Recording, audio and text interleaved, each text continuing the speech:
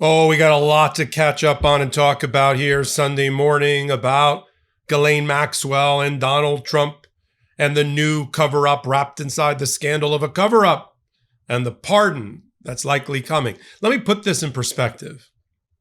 Donald Trump, along with Pam Bondi, are seriously considering giving a convicted child sex trafficker a pardon.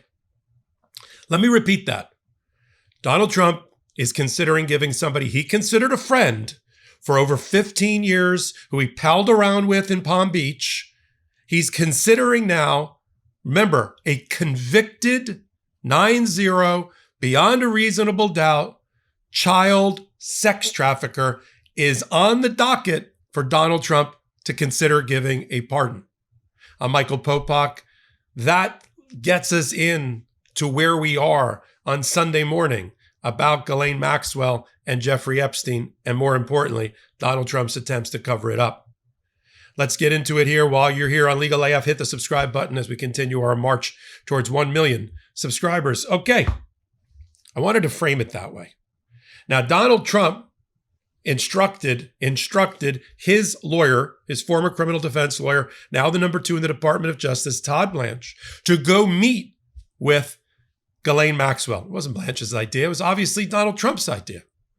And to meet with her, Todd Blanche did on a quote-unquote neutral fact-finding tour.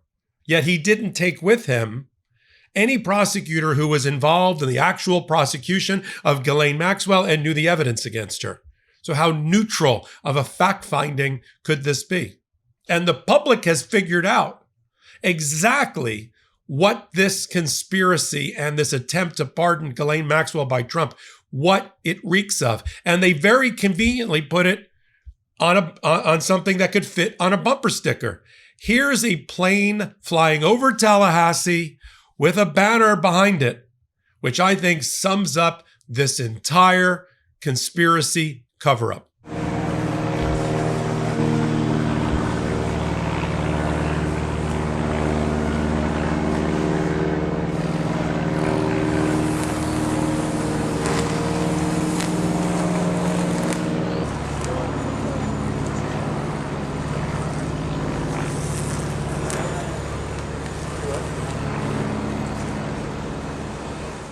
Okay, that I agree. Trump and Bondi are protecting predators. Now, Donald Trump's history with Ghislaine Maxwell goes back as far as his relationship with Jeffrey Epstein. They ran in the same crowds. They socialized frequently together. They're pictured together. We'll throw up a few photos here of a very happy, smiling Donald Trump, Melania, Ghislaine Maxwell, and Jeffrey Epstein. It was all over. In fact, when Ghislaine Maxwell, who was on the run to avoid arrest, was finally captured and brought to justice, Donald Trump was informed of it by a reporter, and he said, "I wish her well." She was charged by the Department of Justice for what she was finally convicted of: child sex trafficking, pedophilia, a pedophile ring, raping girls. And to which Donald Trump said, "Well, you don't have to believe me. Let's roll the clip of him being interviewed about it." Mr. President, the other day a reporter asked you about Ghislaine Maxwell. You said, quote, "I just wish her well, frankly. I've met her numerous times over the years, especially since I lived in Palm Beach, but I wish her well, whatever it is." Mr. President, Ghislaine Maxwell has been arrested on allegations of child sex trafficking. Why would you wish such a person well? First of all, I don't know that, but I do know that She has. She's been arrested for that. You know her that. friend or boyfriend Epstein. was either killed or committed suicide in jail. She's now in jail. Yeah, I wish her well. I'd wish you well. I'd wish a lot of people well. Good luck. Okay, he wishes her well. Oh, I don't know what the charges are. Sure you do.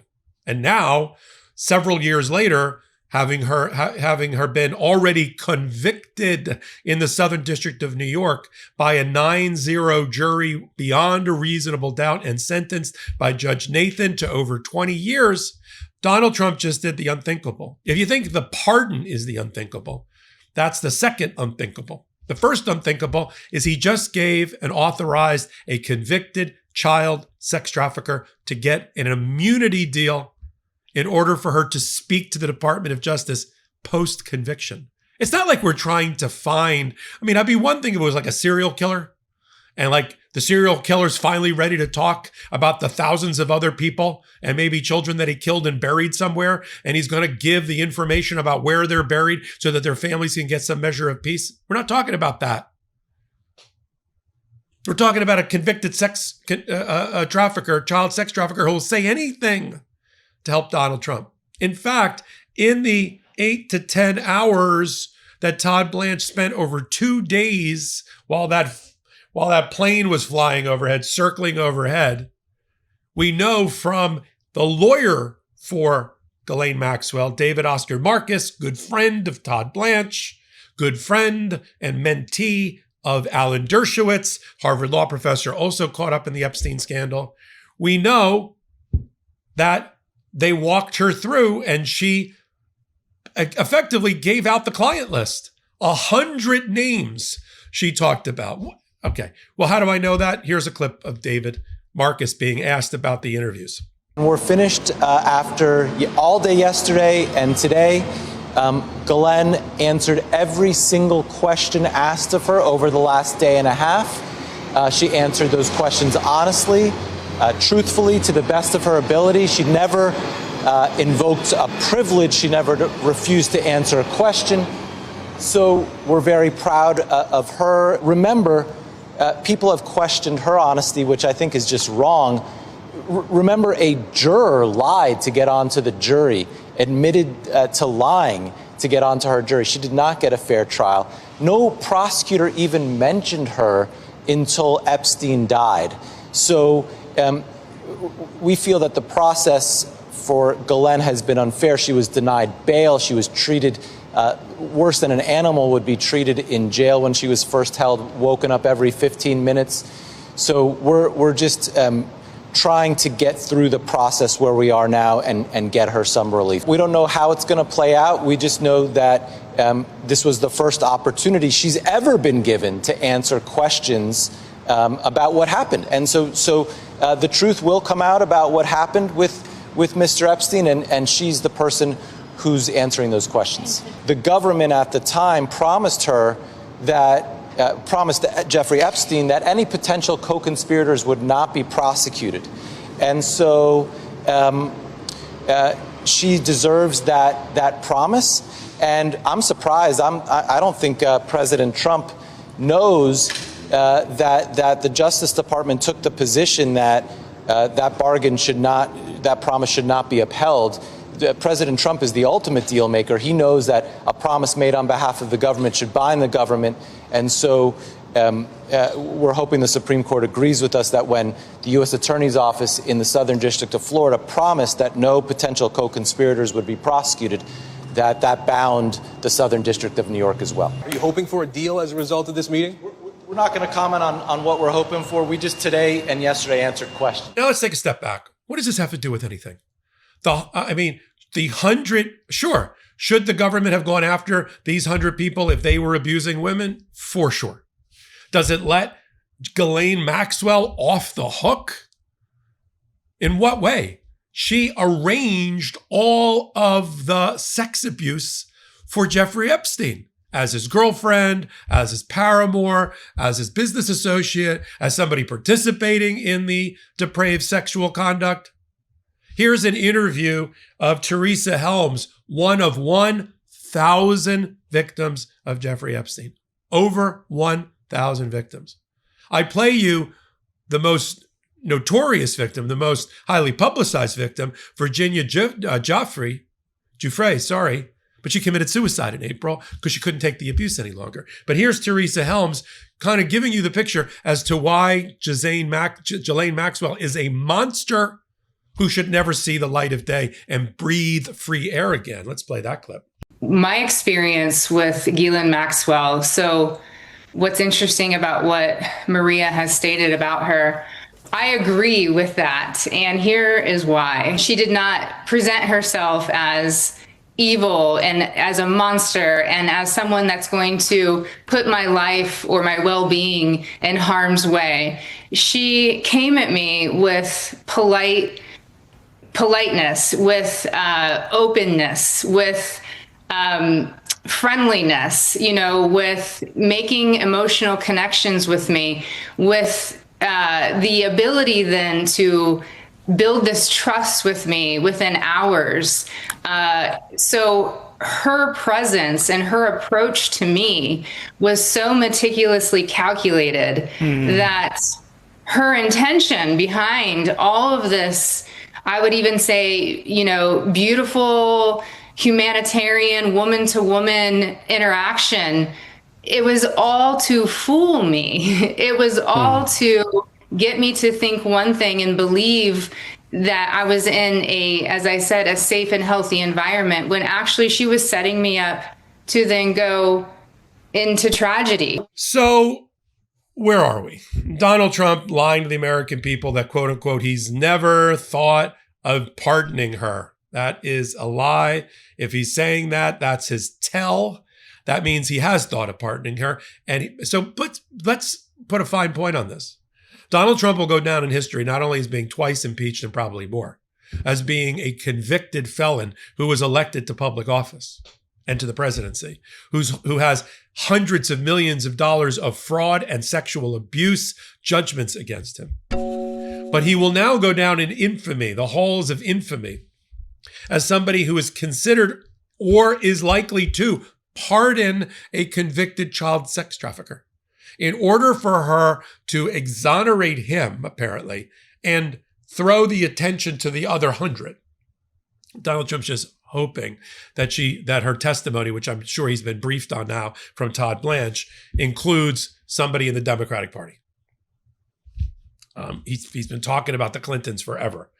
And we will see where that leads. Now, I'm not against if there is evidence that other people abused girls and women and participated in sex trafficking. I'm not involved in a cover-up. I just don't see it as a moral equivalency or a trade to allow her to get out of her and have her major role at the top of the apex in doing this planning, as that lets her out the front door.